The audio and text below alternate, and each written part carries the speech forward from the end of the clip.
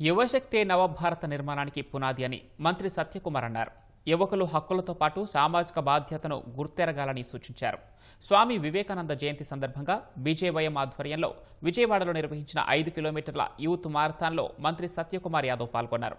Raghavayya park వద్ద ఉన్న స్వామి వివేకానంద విగ్రహానికి పూలమాల వేసి నివాళులర్పించిన అనంతరం మారథాన్ను ప్రారంభించారు.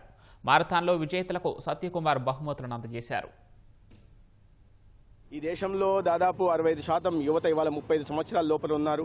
ఈ దేశ నిర్మాణం, జాతి నిర్మాణం చేయాలంటే ఆ బాధ్యత యువత భుజస్కంధాల మీద ఉందనే విషయాన్ని కూడా యువత అర్థం చేసుకోవాల్సిన బాధ్యత ఉంది. దానికి అనుగుణంగానే ఇవాళ రాష్ట్రంలో కానీ కేంద్రంలో కానీ ప్రభుత్వాలు కూడా యువశక్తిని బయటికి తీసే దిశగా, ఈ జాతి నిర్మాణంలో వాళ్ళు ప్రధాన భాగస్వాములు చేసే దిశగా కూడా ప్రయత్నాలు చేస్తూ ఉన్న విషయం కూడా మనం చేస్తున్నాం. గత 11 సంవత్సరాల కేంద్రంలో నరేంద్ర మోడీ గారు ప్రధానమంత్రి అయిన తర్వాత యువశక్తికి పెద్దపీట వేస్తూ అనేక రకాలైన కార్యక్రమాలు తీసుకొచ్చి వాళ్ళకు విద్య పరంగానే కాకుండా ఆర్థికంగా నిలదొక్కునే విధంగా కూడా అనేక కార్యక్రమాలను తీసుకురావడం జరిగింది.